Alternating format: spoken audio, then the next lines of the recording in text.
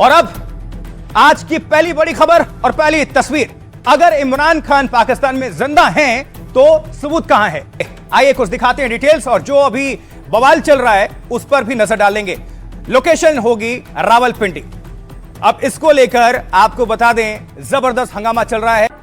सोहेल थे ये उनके समर्थन में, इमरान के समर्थन में नारेबाजी कर रहे थे, और पुलिस ने क्या हाल किया हमने तस्वीर दिखाई। अब इमरान की बहन ने धमकी दी है। देखिए, इमरान खान की 5 बहनें, उनमें से 3 बहनें खुलकर सामने आई हैं और उन्होंने धमकी भी दी है। क्या कहती हैं? कहती हैं कि अगर इमरान खान की अगर एक भी बाल बाका हुआ पाकिस्तान के अंदर, तो पाकिस्तान जल उठेगा, सुलग उठेगा, और पाकिस्तान में ऐसी आगजनी होगी, तांडव होगा कि याद रखा जाएगा। इमरान के जिंदा होने के सबूत मांगे जा रहे हैं। परिवार ने बहुत आरोप लगाया कि अगर इमरान खान जिंदा हैं तो आप सबूत पेश करें। इमरान के जिंदा होने के सबूत मांगे गए। पाकिस्तान में इमरान खान की मौत की खबर से हड़कंप मचा है, और इधर जेल प्रशासन इमरान की मौत की खबरों को गलत करार दे रहा है। इमरान खान के बेटे की पोस्ट ने पाकिस्तान में हलचल बढ़ा दी है, सनसनी मचा दी है। इमरान खान के बेटे कासिम ने पिता के जिंदा होने का सबूत मांगा है, और कासिम ने कहा है कि मेरे पिता को 845 दिन पहले गिरफ्तार किया गया था। और साथ ही क्या कहा जा रहा है? देखिए, कहा जा रहा है इसके साथ कि पिछले 1.5 महीने से वो कहां हैं, किसी को मालूम ही नहीं, हमें बताया नहीं जा रहा है, ना मेरी बुआओं को मिलने दिया जा रहा है, और ना ही फोन या मैसेज से कोई संपर्क करने दिया जा रहा है। और सवाल यह पूछा जा रहा है कि क्या सरकार जानबूझकर मेरे पिता की असली हालत छुपा रही है? पिछले 6 हफ्तों से उन्हें अकेले एक डेथ सेल में क्यों कैद करके रखा गया है? डेथ सेल में फांसी से पहले आमतौर पर किसी कैदी को ही रखा जाता है, और देखिए, डेथ सेल जेल में आम कैदियों से दूरी बनाकर रखी जाती है। लेकिन यह आरोप लगाया जा रहा है वो बिल्कुल सुनसान जगह होती है। डेथ सेल एक छोटा सा होता है जिसमें दिन रात घना अंधेरा होता है, और कमरे में कैदी को सिर्फ एक कंबल और पीने के पानी की सुविधा मुहैया कराई जाती है। डेथ सेल में रहने के नाम से ही कई कैदियों की सेहत पहले ही खराब हो जाती है, बीपी शुगर सब बैलेंस खराब हो जाता है। तो क्या कासिम को भी शक है, यानी इमरान खान के बेटे को, कासिम को शक है कि जेल में उनके पिता की मौत हो चुकी है? इसीलिए वो कह रहे हैं कि मेरे पिता की सुरक्षा की जिम्मेदारी कौन लेगा? मानवाधिकार संगठन और ग्लोबल संस्थाओं से दखल की मांग की गई है, और कासिम कह रहा है कि अगर इमरान खान यानी कि उसके अब्बू जिंदा हैं तो सबूत पेश किया जाए, और सबूत अगर पेश नहीं होता है, कुछ भी अनहोनी होती है, तो फिर पाकिस्तान जल जाएगा। तो देखिए, इमरान खान की जो बहनें हैं, वैसे 5 बहनें हैं, लेकिन इन बहनों ने मोर्चा खोल दिया। खासकर इन दोनों की बात कर रहे हैं। कौन कौन? देखिए जरा क्या कह रही हैं। कह रही हैं इमरान की मौत की खबर पर उनकी बहनों ने हंगामा कर दिया, और बहन अलीमा खान ने शहबाज और मुनीर को अल्टीमेटम साफ साफ दे दिया है, चुनौती दे दी है। कहती हैं अलीमा ने कहा, अगर इमरान खान का एक बाल भी बाका हुआ तो पाकिस्तान में अंजाम खतरनाक होगा, कोई और नहीं बचेगा। सरकार और जेल अधिकारी इमरान खान को परिवार से दूर क्यों रख रहे हैं? जब तक इमरान से मुलाकात नहीं होगी, जेल के बाहर हम जमे रहेंगे, डटे रहेंगे। और अलीमा खान साथ साथ कहती हैं कि इमरान को लेकर इस्लामाबाद हाईकोर्ट वो पहुंच गई हैं। इस पूरे मसले को लेकर अदियाला जेल के अधिकारियों के खिलाफ अवमानना याचिका दायर की गई है। अदियाला जेल, पहले आपको बता दें, रावलपिंडी में मौजूद है, और इसी में इमरान खान बंद है और बुशरा बीबी भी बंद है। और नूरीन ने कहा है कि शहबाज चुनाव हार चुके थे, मुनीर की मदद से जिताया गया। शहबाज और मुनीर ने भूलें की तानाशाह पहले भी आए हैं, और लेकिन पाकिस्तान में उन सबका अंजाम हश्र बेहद बुरा हो चुका है। पूरी दुनिया पाकिस्तान के हालात को देख रही है। खबर फैली है कि इमरान खान को मार दिया गया है।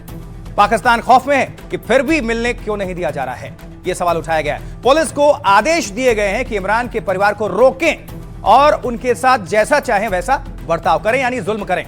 पाकिस्तान में महिलाओं, बच्चों के साथ ऐसा कभी नहीं हुआ। ये किसी को इसका डर नहीं है, इसका क्या अंजाम होगा, ये कहना है। तो देखिए, आपको बता दें, जो स्थिति चल रही है उसके मुताबिक इस वक्त बहुत खतरनाक सिचुएशन है पाकिस्तान में।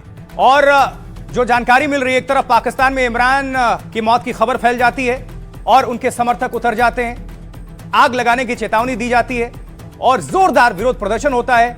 मुख्यमंत्री को पीट दिया जाता है, बहुतों को रगड़ दिया जाता है। दूसरी तरफ उनके समर्थकों ने बड़े बड़े आंदोलन की चेतावनी दे दी। अब कहा गया कि इमरान अगर सलामत नहीं हुए, तो उनसे मुलाकात नहीं हुई, तो फिर अंजाम बहुत भयावह होंगे। पूरे पाकिस्तान में प्रदर्शन होंगे, रेल सड़क सब कुछ हम जाम कर देंगे, ऐसा पीटीआई के समर्थक कह रहे हैं, इमरान के समर्थक कह रहे हैं। रावलपिंडी के अदियाला जेल के बाहर भारी हंगामा हुआ, और यह भी आपको साथ साथ बता दें कि वहां पर 700 अतिरिक्त पुलिसकर्मियों की भी तैनाती कर दी गई है। इमरान के करीबी नेता और खैबर के सीएम पिट गए। इमरान के समर्थक में खैबर के सीएम सुहेल अफरीदी धरने पर बैठे थे। उनका नाम सुहेल अफरीदी है। और तभी पुलिस वालों ने मुख्यमंत्री को लात घूंसे मारने शुरू करते हैं और जमीन पर गिराते हैं, रगड़ते हैं। सीएम सुहेल अफरीदी ने कहा, हम रुकने वाले या डरने वाले नहीं हैं। इमरान खान को कुछ भी हुआ तो इसकी जिम्मेदारी सेना और सरकार की होगी और फिर पाकिस्तान में हालात बिगड़ेंगे तो मुनीर जिम्मेदार होंगे। क्या रावलपिंडी जेल से आंदोलन और उत्पात की जो चिंगारी सुलग रही है, इसीलिए रावलपिंडी से कराची तक हाई अलर्ट घोषित किया गया है, जैसे आपको हम लगातार अपडेट कर रहे हैं। और आदियाला जेल के बाहर 700 पुलिसकर्मियों को तैनात कर दिया गया है। वहां दर्जनों एसपी के साथ 12 थानों की अतिरिक्त फोर्स बुला दी गई है और सेना को भी हालात संभालने की जिम्मेदारी दी गई है, अलर्ट मोड पर रखा गया है। और यह भी सवाल है कि क्या पाकिस्तान में कोई बड़ा दंगा या फिर हिंसा होने वाली है, इससे अंदेशा ये है। 2 साल पहले इमरान की गिरफ्तारी पर जैसे पाकिस्तान जल उठा था, क्या पाकिस्तान में फिर वैसे ही हालात बनने लगे हैं? चलिए, तो ये तो हालात पाकिस्तान की हो गई, लेकिन जरा हम पाकिस्तान के अंदर इमरान खान की फैमिली, उनके परिवार में कौन कौन है और कुनबा उनका कैसे जुड़ा हुआ है, जरा इस पर भी अपडेट आपको कर देते हैं। नजर डालिए। देखिए, इमरान का जो परिवार है कैसा है, अब यहां से शुरू करिए। हमने बाकायदा ग्राफिक्स तैयार की है, नजर डालिए। ये बीवी है, पहली बीवी जेमिमा गोल्ड स्मिथ, इनसे तलाक हो चुका है इमरान खान का। दूसरी बेबी रेहम खान, ये भी बहुत सुर्खियां इन्होंने बटोरी थी, इनसे भी तलाक हो गया। तीसरी और जो मौजूदा बीवी हैं, उनका नाम है बुशरा बीबी, इमरान खान की तीसरी पत्नी। और ये भी कहां है, जिस जेल में रावलपिंडी के इमरान खान बंद है, वो वहीं पर मौजूद हैं, यानी ये भी बंद है। अब कितने बेटे हैं इमरान खान के? 2 बेटे हैं। कौन कौन? सुलेमान ईसा खान और कासिम खान। अभी आपको हमने सुनवाया भी था और कासिम ने लिखा भी था, वो भी आपको हमने दिखाया था, चेतावनी भी दी थी और सबूत भी इन्होंने मांगा था। और नीचे आइए, बहनें कितनी है? वैसे 5 बहनें हैं, हमने यहां पर 4 दिखाई हैं। रुबीना खानम है, अलीमा खानम, उनका अभी आगे आपको इंटरव्यू भी हम दिखाएंगे और स्टेटमेंट भी आया, वो भी हमने सुनवाया। उस्मा खानम है और रानी खानम है, एक और बहन है। कुल मिलाकर 5 बहनें हैं, 2 बेटे और 3 पत्नियां, 2 तलाक और 1 मौजूदा। और ये जेल में बंद है और बुशरा बीवी भी बंद है। अब एक और आपको हम तस्वीर दिखाएंगे। इस तस्वीर पर आप नजर डालिए। अब कैसे इंटरनेशनल बेइज्जती हो रही है पाकिस्तान की, जरा इस पर भी हम बात कर लेते हैं। और ये बात करना बहुत जरूरी है और समझाना भी जरूरी है, क्योंकि पाकिस्तानी भिखारियों की दुकान बंद हो गई है। घर में छिड़े संग्राम के बीच पाकिस्तान की इंटरनेशनल बेइज्जती हुई है। कैसे? यूएई ने पाकिस्तानियों के वीजा पर फुल स्टॉप लगा दिया है। यह तस्वीर पहले देख लीजिए। पहले ये जाते थे, गलबहियां करते थे, लेकिन इसका असर कुछ हुआ नहीं। पाकिस्तान के आम लोगों के लिए अब यूएई जाना बहुत मुश्किल होगा। और खबर आपको बता दें, दरअसल खबर है कि पाकिस्तान के भीख मांगने के रिकॉर्ड के चलते यह एक्शन हुआ है कि पाकिस्तान में भिखारी बहुत ज्यादा हैं और दुनिया में इसकी वजह से पाकिस्तान की जो इज्जत है भिखारियों वाली है। विजिटर वीजा पर हर साल लाखों पाकिस्तानी यूएई चले जाते हैं या भाग जाते हैं, लेकिन वहां पहुंचने के बाद कुछ आपराधिक गतिविधियों में लिप्त हो जाते हैं। और आपको बता देते हैं कि जबकि कई पाकिस्तानी जो नागरिक हैं वो यूएई में ही भीख मांगने लगते हैं। सऊदी अरब ने भी भीख मांगने को लेकर पाकिस्तान को सख्त हिदायत दी थी, चेतावनी दी थी और अपने यहां से 5000 पाकिस्तानी भिखारियों को निर्वासित कर दिया था। अब एक रिपोर्ट के मुताबिक पाकिस्तान में करीब 4 करोड़ भिखारी मौजूद हैं। जी आप सही सुन रहे हैं। किसी देश की इतनी आबादी होती है जितनी पाकिस्तान में भिखारियों की संख्या है। अब आप हंस रहे होंगे, मतलब 23 करोड़ आबादी वाले पाकिस्तान में करीब 16% आबादी भिखारियों की है।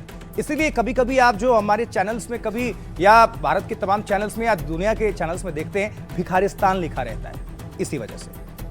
तो कहते हैं कि पाकिस्तान में भीख मांगना बड़ा उद्योग है। सुनते रहिएगा, बहुत काम की चीज बता रहे हैं। पाकिस्तान में भीख मांगना बड़ा उद्योग है, एक इंडस्ट्री है और इसका बड़ा नेटवर्क है, क्योंकि पाकिस्तान में छोटी मोटी नौकरी से ज्यादा कमाई भीख मांगने से होती है। जी हां, आप सही सुन रहे हैं। कराची में एक भिखारी की एक दिन की औसतन कमाई कितनी?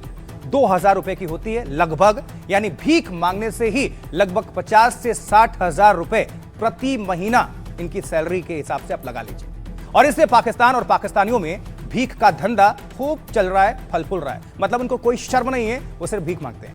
चलिए, ये बात हो गई भिखारिस्तान, कंगालिस्तान, पाकिस्तान की। अब आपको लिए चलते हैं अपने स्वदेश भारत में। भारत में योगी स्टाइल में सलमान का एनकाउंटर हुआ है। कहां, कैसे? देखिए, समझिए। खबर मध्य प्रदेश से है, क्योंकि अब जो आपको हम तस्वीर दिखाने जा रहे हैं और आप ये इस शख्स को देख रहे हैं जमीन पर गिरा हुआ, या आप देख लीजिए बैक में, ये वही आरोपी है, सलमान नाम है इसका। जिस पर रेप का घिनौना आरोप है और ये 6 दिन से फरार था, लेकिन अब इसे दबोच लिया गया है। इसकी हालत अब खराब कर दी गई है। 6 साल की बच्ची के साथ इसने रेप किया। एक्शन की मांग हुई, जोरदार विरोध प्रदर्शन हुआ, आंदोलन चल रहा है। इसको फांसी की सजा देने की मांग हो रही थी और ये लुका छुपी का खेल कर रहा था पुलिस के साथ। 6 दिनों से ये फरार था, गायब था, लेकिन पुलिस ने इसे ढूंढ निकाला और इसका हाफ एनकाउंटर किया गया। अब इस पर भी डिमांड हो रही है। आपको बता दें, एनकाउंटर्स इसलिए जरूरी हो गया क्योंकि रायसेन की जनता ये डिमांड कर रही थी। लोग सड़कों पर थे, विरोध प्रदर्शन करने वाली ये तस्वीर भी आपको हम दिखा रहे हैं। एक बार सुन लीजिए शोर और विरोध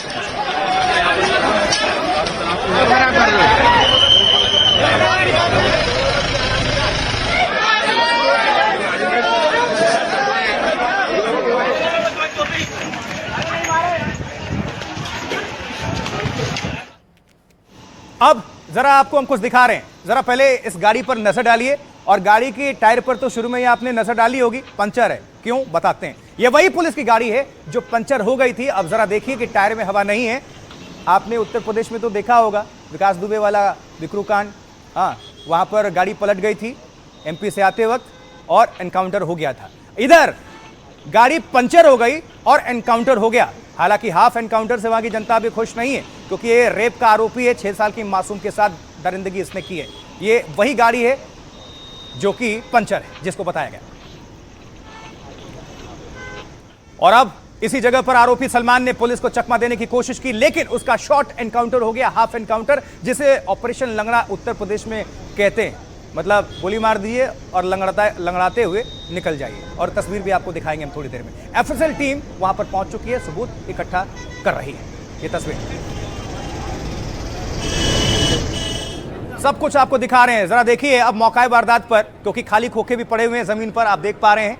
एफएसएल की टीम भी मौजूद है, वो इकट्ठा कर रही है। और ये जो पुलिस इंस्पेक्टर और जो अधिकारी वहां पर थे, उनका नेम प्लेट भी गिरा हुआ है, वो भी उठाया गया। ये खाली खोखे देखिए जरा, क्योंकि वो भागने की फिराक में था, उसने फायरिंग करने की कोशिश की, उसके बाद से जवाबी कार्रवाई में उसको गोली लगी और वो लंगड़ाते हुए फिर देखा गया।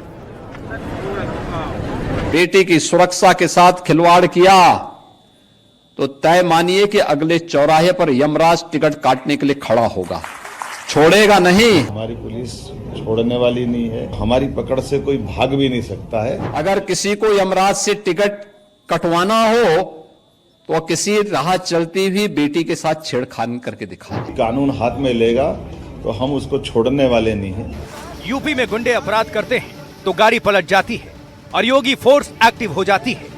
बड़े बड़े बदमाशों का एनकाउंटर हो जाता है। वैसे ही एमपी में बेटियों की इज्जत पर अपराधी हाथ डालते हैं तो गाड़ी पंचर हो जाती है और फिर मोहन फोर्स ठोक देती है।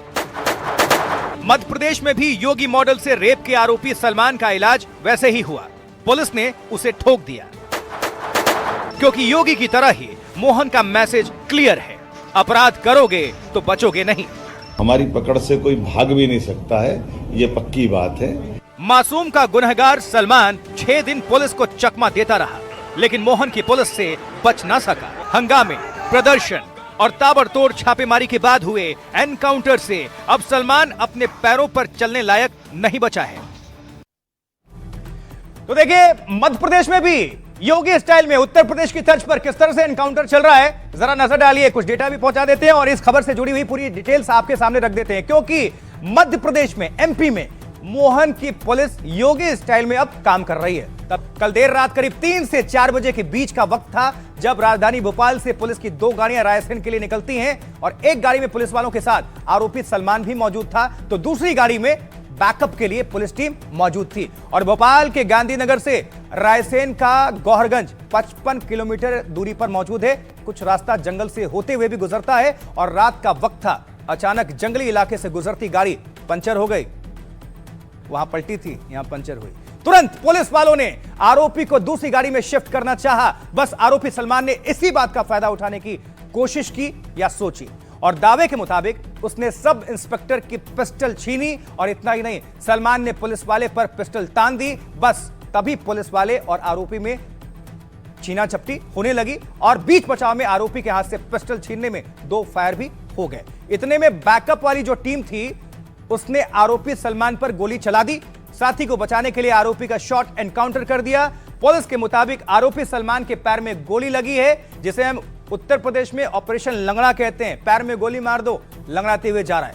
अब देखिए, इसके बाद तुरंत उसे भोपाल के अस्पताल में भर्ती कराया गया। मासूम से रेप का यह आरोपी है, 6 साल की मासूम से रेप का यह जो आरोपी है सलमान, फिलहाल खतरे से बाहर बताया जा रहा है। इसको लेकर भी आपको बताएंगे कि प्रदर्शन चल रहा है कि इसका हाफ एनकाउंटर नहीं होना चाहिए, इसको सख्त से सख्त फांसी की सजा होनी चाहिए या फिर एनकाउंटर करनी चाहिए। ऐसे लोग आंदोलन कर रहे हैं। इस बीच एमपी पुलिस क्या कह रही है इस पूरे मामले को लेकर, उनकी तरफ से क्या प्रतिक्रियाएं आई है, आपको सुनवा देते हैं। ड्राइव कर रहा था, इसी को मैं ही लेके जा रहा था। यहाँ पे आरोपी था, साथ में हमारा स्टाफ भी था और पीछे से एक बैकअप वाली गाड़ी आ रही थी। तो हम लोग यहाँ पर पहुंचे तो देखा कि गाड़ी में कील लग गई थी और वो पंचर हो गई है। तो दूसरी गाड़ी में उसे शिफ्ट किया जा रहा था। तो अपने उप निरीक्षक श्यामराज जो थाना प्रभारी सुल्तानगंज वो उसे शिफ्ट कर रहे थे, दूसरी गाड़ी में शिफ्ट करने के लिए निकले थे।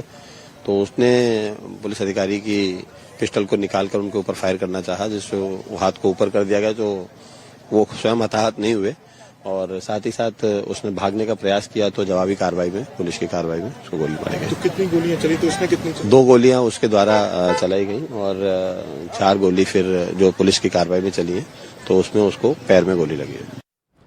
और अब वो तस्वीर आपको जरूर देखनी चाहिए, थोड़ा सुकून जरूर आपको मिलेगा, क्योंकि जिसकी वजह से एक मासूम की जिंदगी खराब हुई, ये वही है। वो सलमान अब अस्पताल में पड़ा हुआ है। इसको किसी भी शब्द में आप अपने लिए उतार सकते हैं। आपके मन में आक्रोश भी होगा इस तस्वीर को देखने के बाद, आपके मन में बहुत सारे सवालात उठ रहे होंगे, लेकिन इसका हश्र क्या हुआ, अंजाम क्या हुआ, अब आपके सामने है। यानी आप कुछ भी अगर अपराध करेंगे तो आपका अंजाम यही है, अस्पताल, और गोली लगी है और कानून तो अपना काम करेगा और कर भी रहा है। और अब एक तरफ ये तड़प रहा है अस्पताल में, बख्श दो की आवाज लगा रहा है, लेकिन लोग शॉर्ट एनकाउंटर नहीं, फुल एनकाउंटर चाहते हैं। इसीलिए हिंदू संगठन के कार्यकर्ता उतर गए मैदान में और भोपाल में अस्पताल के बाहर जोरदार विरोध प्रदर्शन किया इन्होंने। ये तस्वीरें देखिए जरा, शोर सुनवाइए जरा, नारेबाजी। शॉर्ट एनकाउंटर नहीं चलेगा, नहीं चलेगा, नहीं चलेगा। सलमान को गोली मारो, गोली मारो, गोली मारो। सलमान को गोली मारो, गोली मारो, गोली मारो। सलमान को गोली मारो, गोली मारो, गोली मारो। सलमान को गोली मारो, गोली मारो। तो लोगों को सुन रहे हैं आप, हाफ एनकाउंटर नहीं, फुल एनकाउंटर चाहिए। इस अपराधी को गोली मारो, रेपिस्ट को गोली मारो, ये साफ लोग कह रहे हैं, आप सुन भी पा रहे हैं। गोली मारो, गोली मारो। सलमान को गोली मारो, गोली मारो, गोली मारो। शॉर्ट एनकाउंटर नहीं चलेगा, नहीं चलेगा, नहीं चलेगा। सलमान को गोली मारो, गोली मारो, गोली मारो। तो लोग विरोध प्रदर्शन कर रहे हैं और गोली मारने की बात कर रहे हैं, अपील कर रहे हैं, लेकिन मोहन यादव मुख्यमंत्री मध्य प्रदेश कह रहे हैं हमारी पकड़ से कोई नहीं बचता। सुनिए जरा मुख्यमंत्री को। अबोध बच्ची के साथ जिस प्रकार से दुष्कर्म किया है, लेकिन जैसे हमने कहा था कि हमारी पुलिस छोड़ने वाली नहीं है और जरा ढिलाई होती तो हम ढिलाई भी पसंद नहीं करते। और भागते हुए जिस ढंग से उसको पुलिस ने शॉर्ट एनकाउंटर करके पकड़ा है, तो हमारी पकड़ से कोई भाग भी नहीं सकता है, ये पक्की बात है। लेकिन फिर भी मैं उम्मीद करता हूँ कि हमारे इस प्रबंधन में मध्य प्रदेश के अंदर विकास की पूरी संभावना है, सबको लेके चलने की भावना भी है, लेकिन कोई भी कानून हाथ में लेगा तो हम उसको छोड़ने वाले नहीं हैं। और अब आपको बता देते हैं कि ये जो आरोपी है, अपराधी है सलमान, ये पकड़ा कैसे गया, नजर डालिए जरा। रायसेन में रेप की वारदात के बाद से ये सलमान फरार चल रहा था और उसके ऊपर पुलिस ने 30,000 रुपए का इनाम घोषित कर दिया था। लोग इस दरिंदे को सजा देने के लिए लगातार विरोध प्रदर्शन कर रहे थे। हर तरफ उग्र प्रदर्शन करती जनता और सीएम दोनों का दबाव था। ऐसे में रायसेन में सलमान की गिरफ्तारी के लिए छापेमारी हुई, लगातार रेड हो रहे थे। मोहन फोर्स से बचने के लिए सलमान दर दर भटक रहा था और वो बचने के लिए जंगलों से भटकते हुए भोपाल पहुंच गया। राजधानी में गांधीनगर में वो नशे की हालत में किराए का घर ढूंढते हुए पाया गया और तभी वहां के जो रहने वाले लोग, स्थानीय लोग हैं, नशे में किसी अजनबी को वो दिखते हैं और उससे आने की वजह पूछी जाती है और उसका आधार कार्ड मांगा जाता है। तो उसने कहा किराए का घर ढूंढ रहा हूं, मेरे पास आधार कार्ड नहीं है। अब सलमान बोला मेरी मां का इंतकाल हो गया है, मैं फुटपाथ पर रहता हूं। इतने में लोगों को शक हुआ और उन्होंने क्या किया, पुलिस को बुला ले। आसिफ नाम के शख्स ने अब्दुल रिजवान को फोटो भेजे। अब्दुल के मुताबिक हमने उसे पहचाना और पुलिस को बता दिया। इतनी देर में वार्ड नंबर 1 के रहवासियों ने, मतलब स्थानीय लोगों ने सलमान को पहचान लिया। आखिरकार रात को 11:15 पर पुलिस पहुंचती है और उसे दबोच लेती है। दावा है कि जब उसकी गिरफ्तारी हुई तो सलमान नशे की हालत में था। जैसा कि आपको हमने बताया, रात को ही उसे रायसेन ले जाते वक्त एनकाउंटर हो गया। हाफ। अब जिन लोगों ने मदद की, जहां स्थानीय लोग हैं, लोकल्स, वो क्या कह रहे हैं इस पूरे घटनाक्रम को लेकर, क्योंकि वो तो शशमदीद भी थे। सुनिए जरा उनको। आया था हमारा, वो कमरा ढूंढ रहा था किराए से, वो कह रहा था किराए से कमरा दिलवा दो। तो हमने कहा ढूंढवा के देख रहे हैं, अभी तुम्हें दिलवाते हैं। तो हम रिजवान भाई को फोटो खींच के भेजा उनको, तो वो रिजवान भाई आए, फिर उनने उसको शनाख्त करवाई कि वही था। पुलिस वाले आए, उनने चेक करा, फिर ले गए। तो उसको 11:15 बजे यहाँ से ले गए। आधार कार्ड तेरे पास? बोला आधार कार्ड कुछ भी नहीं है मेरे पास। बोला एसी आया हूँ, मैं तो फुटपाथ पे सोता था। अच्छा, उसको बिठा के रखा 1 आध घंटा, तो बेटा तो किरान वाले आए, उसको चेक में करा, फिर TI साहब आए, उसको उठा के ले गए। सर पे गोली मारना चाहिए थी। ऐसे लोगों का इस समाज में कोई सरोकार नहीं है। जिसने 6 साल की छोटी सी मासूम बच्ची के साथ हैवानियत करी है, वो किसी का सगा नहीं हो सकता। ना वो हिंदू हो सकता, ना मुसलमान हो सकता। वो एक बेरूपिया है, उसको इस समाज में रहने का बिल्कुल अधिकार नहीं है। तत्काल प्रदेश के मुख्यमंत्री जी से मांग करते हैं, फर्स्ट ट्रैक कोर्ट में उसको फांसी की सजा दी जाए। मोहन यादव जी से मैं निवेदन करूंगा कि माननीय योगी जी से कुछ सीख लीजिए, और पुलिस से निवेदन करूंगा कि उत्तर प्रदेश की पुलिस से सीख लीजिए। इनकाउंटर करते नहीं आता तो हमारे हिंदूवादी संगठनों को बता दीजिए, हमें बंदूक चलाना भी आती है, हम चला देंगे, ऑपरेशन भी कर देंगे और पूरा इलाज भी कर देंगे। ऐसा दुस्साहस करने वाले, ऐसा जिहादिक मानसिकता वाले को फांसी की मांग होना चाहिए। बिल्कुल हम कहते हैं पुलिस प्रशासन, आप नहीं कर पा रहे, आप हमारे हाथ दो, हम दिखाएंगे कि इसको क्या वो सजा। देखिए, मध्य प्रदेश में ही योगी मॉडल की चर्चा नहीं है। आपको जरा आगे ले चलते हैं और कुछ अब बात बिहार की कर लेते हैं, क्योंकि बिहार में अब की बार योगी मॉडल का बिहार चल रहा है और इसकी चर्चाएं काफी तेज हो गई हैं। जानना बहुत जरूरी है कि आखिर क्यों ऐसा क्या हो रहा है बिहार में। तो देखिए, बिहार में बुलडोजर वाला एक्शन जोरों पर है। आपको वो तस्वीरें दिखा रहे हैं, लेकिन उससे पहले ये जरा खास तस्वीर देखिए। ऐसे हो रहा है डिप्टी सीएम का स्वागत, कैसे बुलडोजर चला दिया है, बुलडोजर चला दिया है। जरा पहले सुनिए शोर।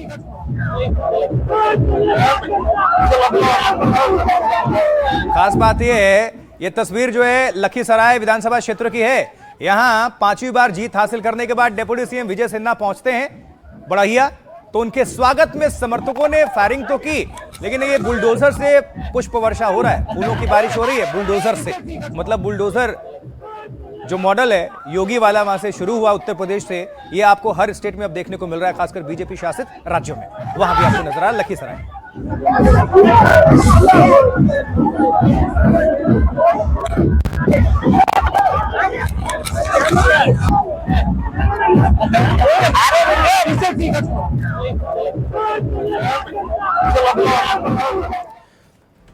अब जरा आपको हम 2 तस्वीरें दिखाएंगे।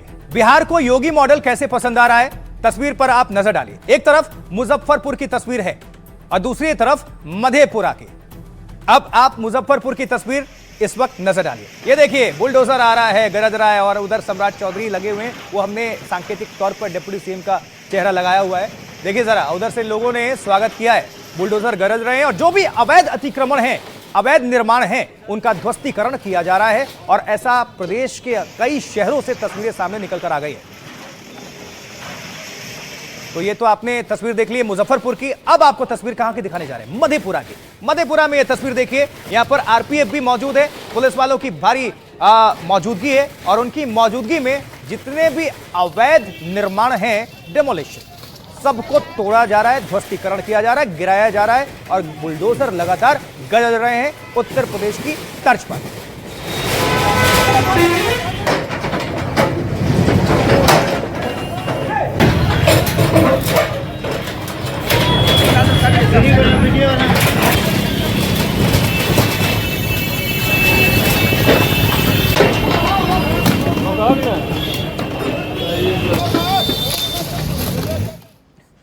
अब जरा हाजीपुर की तस्वीर भी दिखा देते हैं आपको। हाजीपुर में क्या चल रहा है, यहां भी बुलडोजर एक्शन में है, गरज रहा है। देखिए, अवैध अतिक्रमण, इसको भी तोड़ा जा रहा है। हालांकि इसमें सबसे ज्यादा फायदा किसको होता है, स्थानीय लोगों को, आम लोगों को। ये तो कुछ लोग होते हैं जिन्होंने अवैध निर्माण किया होता है या उन्होंने कब्जा किया होता है, चाहे सड़क पर या फिर कहीं पर भी सरकारी जमीन पर। अब ये रास्ता क्लियर होगा और आवाजाही के लिए सुगम होगा। लॉ एंड ऑर्डर और जो अवैध निर्माण है इसको लेकर सबसे ज्यादा सख्ती बरती जा रही है। तस्वीर देखिए, बहुत कुछ कहती है कहानी।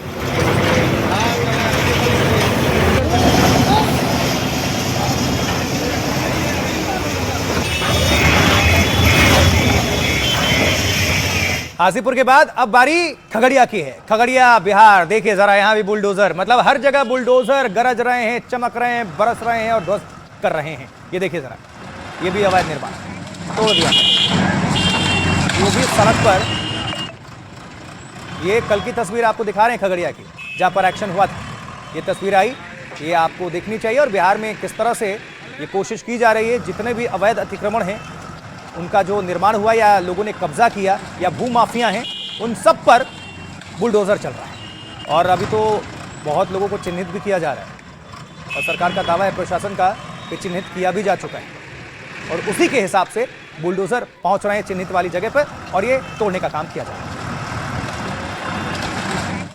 मुख्यमंत्री नीतीश कुमार वहां नालंदा, हाँ, उनकी जगह पर आपको लिए चलेंगे। वहां की भी तस्वीर सामने आई है, जरा देखिए, जरा ये तस्वीर देखिए। ये सड़क पर अतिक्रमण और उसके बाद से तोड़ दिया गया नालंदा में भी। तो बिहार के कई शहरों की हमने आपको तस्वीर दिखाई, आपके सामने रखी। आप देखिए, उत्तर प्रदेश में योगी मॉडल के तर्ज पर बुलडोजर बिहार में भी गरज रहे हैं।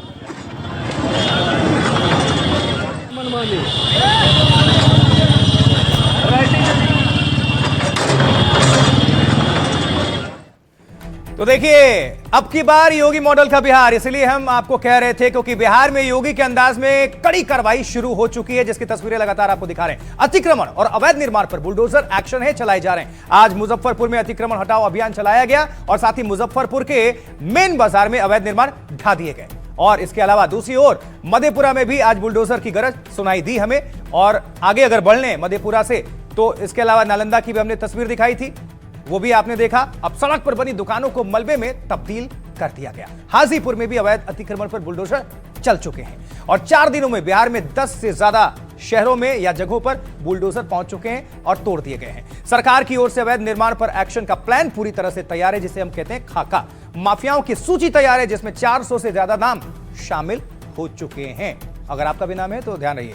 1300 नामी अपराधियों की दूसरी लिस्ट भी तैयार कर रही है सरकार, प्रशासन। इसमें भू माफिया, बालू माफिया और बड़े गैंगस्टर्स का नाम शामिल है, जबकि बिहार पुलिस ने इनके नाम और रिकॉर्ड कोर्ट को सौंप दिए हैं। तो ये बड़ी तैयारी, फिर आदेश मिलते ही संपत्ति जब्त हो जाएगी और बुलडोजर चल जाएगा। बिहार के दोनों डेप्यूटी सीएम ने माफियाओं को कड़ी चेतावनी दी है। दोनों ने कहा है कि माफिया पर बुलडोजर एक्शन जारी रहेगा, जरूर चलेगा। और अब यह भी तो जानना चाहिए कि अगर यह एक्शन हो रहा है तो स्थानीय लोग जो हैं, बिहार की जो जनता है, वो इसको लेकर क्या सोच रही है, क्या उनकी प्रतिक्रिया है, सुनवाते हैं, सुनिए जरा। एकदम सही हो रहा है। इतना ट्रैफिक जाम रहता था कि लोगों को परेशानी होती थी, हर दुकानदारों को। अब इस परेशानी से लोग दूर हो जाएंगे।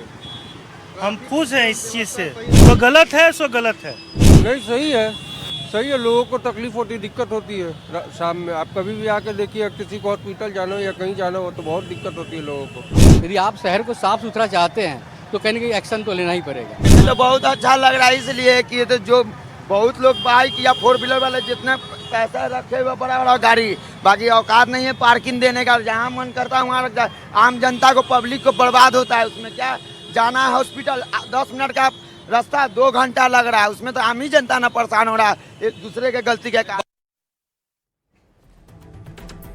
और अब जरा आपको मुजफ्फरपुर की तस्वीर दिखा देते हैं, क्या खास है, नजर डालिए जरा। देखिए किस तरह से यहां पर अतिक्रमण जब किया गया तो बुलडोजर पहुंच जाता है और ध्वस्तीकरण का काम शुरू। जनता बहुत खुश और यही तो चाह रही है बिहार की जनता की। फुल मैंडेट दिया गया है तो बिहार को बदल दीजिए, बड़े बदलाव करिए, आधुनिक बनाइए, भू माफियाओं से छुटकारा दिलाइए, बालू माफियाओं से छुटकारा दिलाइए, जो जंगल राज का ठप्पा था उसको हटाइए। बहुत सारी चीजें जो जनता ने फुल मेजोरिटी के साथ भेजा, यही है। और अब आपको हम तस्वीर मुजफ्फरपुर की तो हो ही गई, अब मधेपुरा आपको लिए चलते हैं। मधेपुरा में क्या खास चल रहा है, एक बार जल्दी से आप नजर डाल लीजिए। हालांकि एक बार आपको हमने दिखाई थी, लेकिन फिर आपको हम दिखाएंगे, क्योंकि ये जरा एक्शन वाली तस्वीरें हैं, जो कहते हैं ना कि एक्शन स्पीक्स देन लाउडर। देखिए ये अवैध जो दिख रहा है, जहां जहां से नोटिस जानकारी मिल रही है, वहां पर बुलडोजर भेज दिया जा रहा है और तोड़ दिया जा रहा है।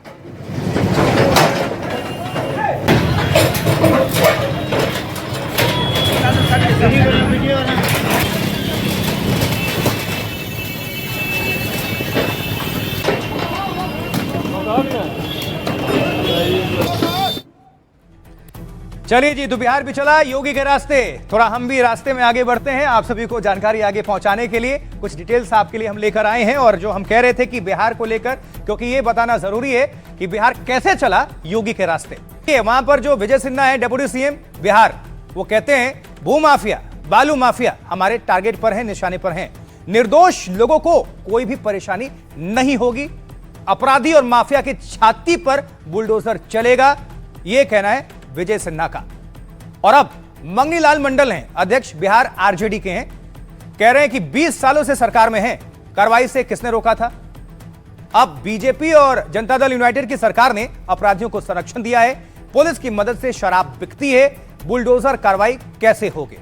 जबकि दिलीप जायसवाल ने जवाब दिया, अध्यक्ष हैं बिहार बीजेपी के, कहते हैं सरकार और कानून अपना काम कर रहे हैं और करेंगे। अतिक्रमण मुक्त करने के लिए जेसीबी का ही उपयोग होगा। और तेज प्रताप यादव, लालू यादव के जो बेटे हैं, अध्यक्ष हैं जेजेडी के, वो क्या कह रहे हैं? कहते हैं कि गरीब, दलित, वंचित परिवार अपने घरों के टूटने से टूट गए हैं, उनकी आंखों से आंसू निकल रहे हैं, कोई देखने वाला नहीं है। ऐसा लग रहा है कि राज्य में सामाजिक न्याय अब है ही नहीं, ये कहना है। अब जो बिहार के दोनों उप मुख्यमंत्री हैं, दोनों डेप्यूटी सीएम विजय सिन्हा और सम्राट चौधरी, वो क्या कह रहे हैं, सीधा आपको सुनवा देते हैं। देखिए, बुलडोजर माफिया और अपराधियों के छाती पर चलेगा। बालू माफिया और भू माफिया और जमीन माफिया के पीछे बैठे हुए सफेदपोश चेहरे जो इस पूरी व्यवस्था को, जमीनी विवाद को नरसंहार में बदलता है, बहुत बारीकी से और गंभीरता के साथ इसकी भी समीक्षा करेंगे, बिना शोर मचाए इसका समाधान करेंगे। लगभग 400 लोगों को आइडेंटिफाई किया है। सरकार ने न्यायालय में इसके लिए आवेदन दिया है, 2 की सहमति मिल चुकी है और आगे सहमति मिलेगी तो सबके संपत्ति को जब्त करने का काम। मैं बार बार कहता हूं कि ऑर्गेनाइज क्राइम नहीं होने दूंगा। किसी भी हालत में ऑर्गेनाइज क्राइम करने वाले के खिलाफ बिहार की पुलिस सख्ती के साथ कार्रवाई करेगी। बुलडोजर चलाने में कोई दिक्कत तो नहीं है। अब अतिक्रमण मुक्त कराने के लिए जेसीबी का ही उपयोग होगा। इसको लोग गलत भाषा में उपयोग करना शुरू कर दिए कि बुलडोजर चलने लगा, ये होने लगा। अगर कहीं भी अतिक्रमण होता है तो उसका अतिक्रमण को हटाया जाता है, ये उच्च न्यायालय का ही निर्देश है। इसलिए इसको अन्यथा शब्द में नहीं लेकर के ये माननीय उच्च न्यायालय के निर्देश पर अतिक्रमण हटाने की कार्रवाई होती है। अपराधियों की कार्रवाई में इतने दिनों तक बीजेपी साथ थी, तो बीजेपी दबाव क्यों नहीं बनाती थी कि जोगी का मॉडल लागू करो अपराधियों के मामलों में? सबसे बड़ा दारू शराब से जुड़ा हुआ मामला अपराधीकरण हुआ है, तो सरकार उस पर क्या बुलडोजर कैसे रोकेगी?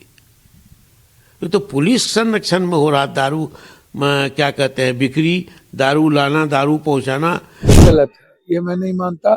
ये लगातार बिहार में गरीबों का आशियाना, जिन लोगों ने कहते हैं वोट दिए, दुकानदारों को तोड़ा जा रहा है, दुकानदारों को मारा जा रहा है, जबरदस्ती आशियाना कहीं दोगे नहीं, कहीं जमीन दोगे नहीं, कहीं आप और लगातार उजारना अब क्या ही है, ये हिटलर का राज थोड़ी है।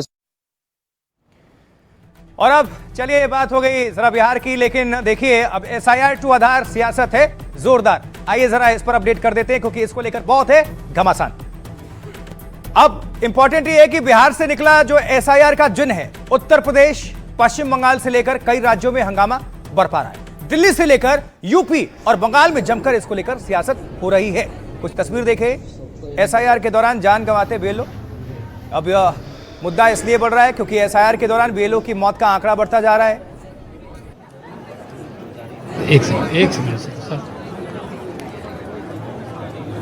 अखिलेश यादव खुद इस मुद्दे को लेकर आक्रामक हो गए हैं। वो फतेहपुर में बीएलओ का काम कर रहे लेखपाल सुधीर के घर पहुंचते हैं और परिजनों से मुलाकात करते हैं, क्योंकि सुधीर ने सुसाइड कर लिया था। ये तस्वीरें दिखा रहे हैं। एक सेकंड सर, एक सेकंड सर, एक सेकंड सर।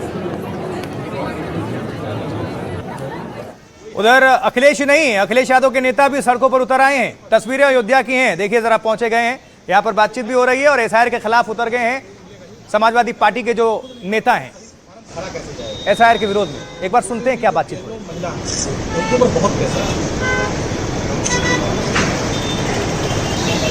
कोई है कोई मिलेगा ही, 90% खुद नहीं मालूम है कि सही फार्म भरा कैसे जाएगा। और अब आपको दिखाएंगे कासगंज उत्तर प्रदेश की तस्वीर, क्योंकि कासगंज के पटियाली में समाजवादी पार्टी नेताओं ने, एक प्रतिनिधिमंडल ने मुख्य निर्वाचन आयोग से एसआईआर को आगे बढ़ाने की मांग की है। उप जिलाधिकारी को ज्ञापन देकर डिमांड रखा गया। ये तस्वीरें, ये ज्ञापन और ये डिमांड चुनाव आयोग से डिमांड है।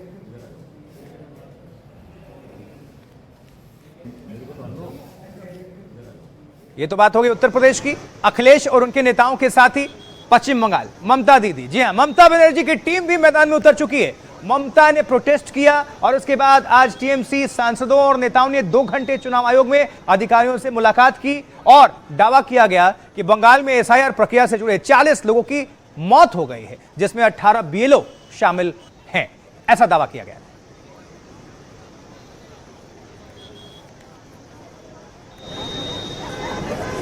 तो अब एसआईआर पर सियासी तूफान किस कदर मचा हुआ है, जरा आइए इस पर अपडेट करते हैं, आपको जानकारी पहुंचाते हैं।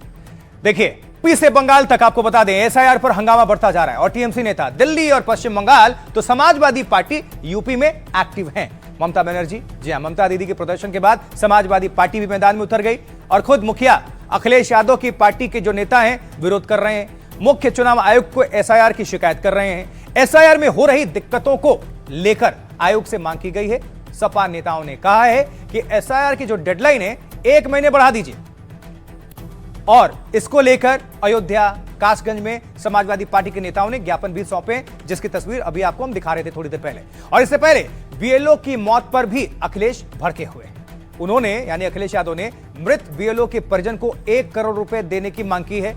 साथ ही अखिलेश ने एसआईआर को लेकर सरकार पर बड़ा आरोप भी लगा दिया है। अखिलेश बोले एसआईआर के बहाने ये लोग आरक्षण, नौकरी छीन लेंगे। उधर दिल्ली में ममता की पार्टी के कई सांसद आयोग दफ्तर पहुंचे और टीएमसी सांसदों ने कहा है कि बंगाल में एसआईआर की वजह से 40 मौतें हुई हैं और साथ ही उन्होंने कहा है कि मुख्य चुनाव आयुक्त के हाथ खून से सने हैं।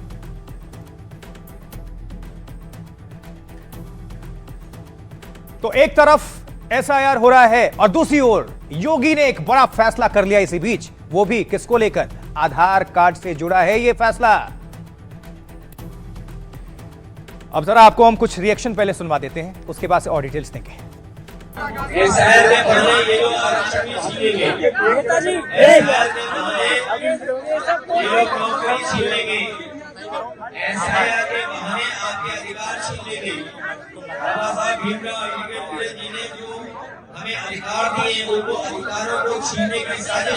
समाजवादी पार्टी का और श्री अखिलेश यादव जी का और सैफई परिवार का राजनीतिक भविष्य अंधकारमय हो गया है। इसलिए बौखलाहट में और बिहार में जाकर के भाषण दिए थे कि हम अवध जीत के आए हैं और मगध में हराएंगे, ऐसा वहां जब भाषण दिए तो अहंकार को सीता मैया ने ऐसा उनको सबक सिखाया कि मगध भी हार करके आए हैं जहां जहां प्रचार करने गए। अवध और यूपी भी अब 2027 में बुरी तरीके से हारे। वो भी जानता है ये बिहार गया, दिल्ली गया, अभी बंगाल भी जाने वाला है, अगली बारी असम है, उसका बाद उत्तर प्रदेश है। तो विपक्ष का स्थिति कैसा है तो अखिलेश यादव से ज्यादा कोई नहीं समझ सकते। जो किसी जमाने में राम मनोहर लोहिया का फॉलोअर्स था, जो आइडियोलॉजी है, पहले जमाने में जब ये समाजवादी था तब उन लोगों का साथ जिस लोगों का संपर्क था उसका परिवार से बात करिए कि वो लोग एसआईआर चाहते हैं कि नहीं। खुद माननीय चुनाव आयोग ने एक भी घुसपैठिया बिहार में नहीं पाया, ऑन रिकॉर्ड कह रहा हूं। लेकिन हमारे होम मिनिस्टर साहब इसी एजेंडा पे बिहार में बात करते रहे। इससे पूर्व झारखंड में एक भी नहीं मिला। कायदे से तो अगर घुसपैठिया इस देश में है तो उनके महकमे की जिम्मेवारी है। ही शुड अपोलोजाइज एंड से सॉरी। ये घुसपैठिया डेथ वोटर फेक वोटर को वोटर लिस्ट में रखना चाहता है, यही इनका वोट बैंक है। नहीं तो टीएमसी का वोट शेयर जो 46% मिला था 45.67 वो 30 में आ जाएगा। चलिए, तो आपने एसआईआर को लेकर पॉलिटिकल रिएक्शन तो सुन लिए, लेकिन योगी आधार कार्ड को लेकर क्या बड़ा फैसला लेने जा रहे हैं ये भी तो जान लीजिए, जरूरी है। देखिए, आपके पास भी आधार कार्ड तो होगा ही, 100% होगा, नहीं होगा तो बनवा लीजिए, और अगर नहीं होगा तो कोई झोल होगा। इस खबर को जरा ध्यान से देख लीजिए, सुनिए, क्योंकि यूपी में आधार कार्ड पर नियम में बड़ा बदलाव हो चुका है।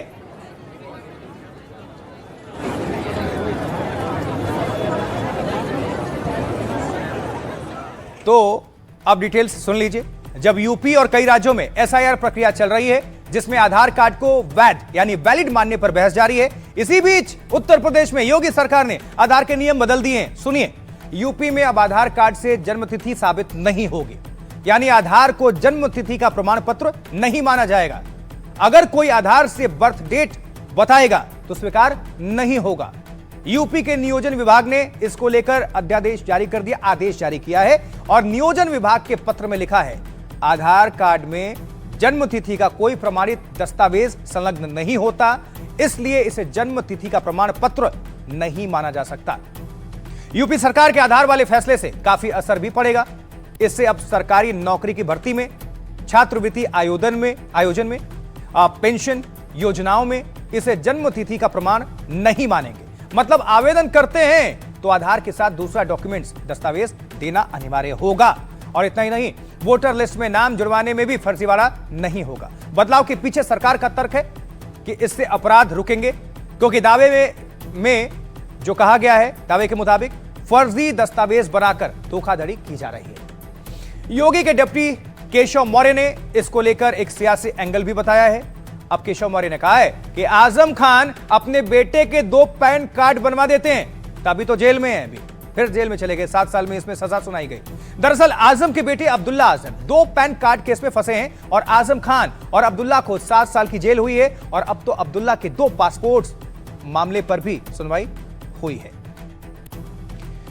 तो उत्तर प्रदेश के उप मुख्यमंत्री डेप्यूटी सीएम केशव प्रसाद मौर्य क्या कुछ कह रहे हैं, हम उनको आपको सीधा सुनवा देते हैं, सुनिए। कार्डगिरी बंद हो जाएगी ना। सबसे बड़ी बात यह है कि मोहम्मद आजम खान जैसे लोग अपने बेटे को विधायक बनाने के लिए जब पैन कार्ड बदलवा करके उम्र घटा देते हैं, तो इससे एक संदेश जा रहा है। ये तो हो गई आपके काम की खबर। उत्तर प्रदेश में आप रहते हैं तो एक और काम की खबर, जीएसटी कम, अर्थव्यवस्था बम बम। कैसे, आइए करते हैं और देखते हैं। इसमें जो जानकारी सामने आई है, जब से डोनाल्ड ट्रंप ने टैरिफ लगाया, दुनिया में हालात खराब हैं, लेकिन भारत की अर्थव्यवस्था, हमारे अपने देश की अर्थव्यवस्था तेज गति के साथ आगे बढ़ रही है, मजबूत हो रही है। आज प्रधानमंत्री नरेंद्र मोदी ने साउथ गोवा में भगवान राम की एशिया की सबसे ऊंची मूर्ति का अनावरण भी किया है। ये भी तस्वीरें आप देख पा रहे हैं, भगवान श्री राम की सबसे ऊंची प्रतिमा का अनावरण। दूसरी तरफ जीडीपी से जुड़ी बड़ी खबर सामने आ गई उसी वक्त।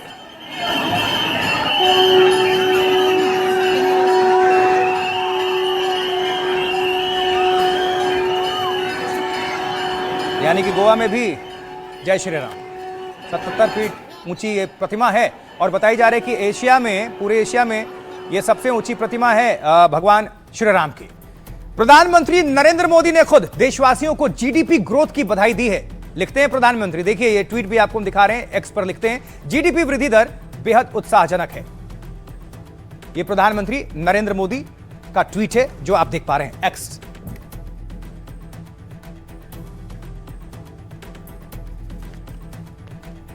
तो देखिए जरा, आप समझिए, जीएसटी कम, अर्थव्यवस्था बम बम हम क्यों कह रहे हैं। तो भारत की अर्थव्यवस्था ने एक बार फिर से मजबूत पकड़ दिखा दी है। चालू वित्त वर्ष की दूसरी तिमाही में जीडीपी 8.2% की रफ्तार से बढ़ी है, जो कि पिछले 6 तिमाहियों का सबसे ऊंचा वाला स्तर है। ये वृद्धि अनुमान से कहीं ज्यादा होने के साथ ही भारत की मजबूती को दर्शाती है, दिखाती है, और इससे साफ होता है कि देश में घरेलू जो डिमांड है, ग्रामीण अर्थव्यवस्था काफी इससे मजबूत हुई है। और पिछली तिमाही में जीडीपी की वृद्धि 7.8% रही थी, और लेकिन अब दूसरी तिमाही में यह बढ़कर 8.2% तक पहुंच गई है, बढ़ गई है। अब इकोनॉमिस्ट जो अर्थशास्त्र के जानकार हैं वो कह रहे हैं 7.3% वृद्धि का अनुमान था, जबकि आरबीआई ने 7% माना था। 22 सितंबर से सरकार ने जीएसटी कम कर ली तो बाजार में मांग बढ़ गई और इससे घरेलू उपयोग की वस्तुएं और किराने का जो सामान है उसकी बिक्री में तेजी आ गई। वित्त मंत्री ने कहा था कि जीएसटी राज से 2 लाख करोड़ की अतिरिक्त बचत होगी, सेविंग होगी, और जिससे बाजार में खर्च बढ़ेगा और अर्थव्यवस्था में नई ऊर्जा आएगी, मजबूती आएगी। अब दूसरी तिमाही के आंकड़े इसी आधार को पुष्टि करते हैं, सुधार को। पीएम मोदी ने सोशल मीडिया पोस्ट में जीडीपी वृद्धि को उत्साहजनक करार दिया है और साथ ही कहा है कि सरकार सुधारों को बढ़ाएगी जिससे आम जीवन आसान हो जाए। यह प्रधानमंत्री नरेंद्र मोदी का कहना है। और ये आज हमने पूरे दिन भर की लबोलुबाब जो भी बड़ी खबरें थी भारत से जुड़ी हुई, राज्यों से जुड़ी हुई या फिर अंतर्राष्ट्रीय स्तर पर जीडीपी, हर एक खबर हमने आप तक पहुंचाने की कोशिश की। आज भारत की बात में इतना ही, भारत की बात बताता हूं और आज के लिए इतना ही। मुझे आशुतोष चतुर्वेदी को आप दीजिए इजाजत, लेकिन आप जुड़े रहिए और देखते रहिए एनडीटीवी इंडिया, क्योंकि यहां पर खबरें लगातार जारी हैं। आप सभी दर्शकों का बहुत आभार, दिल से धन्यवाद।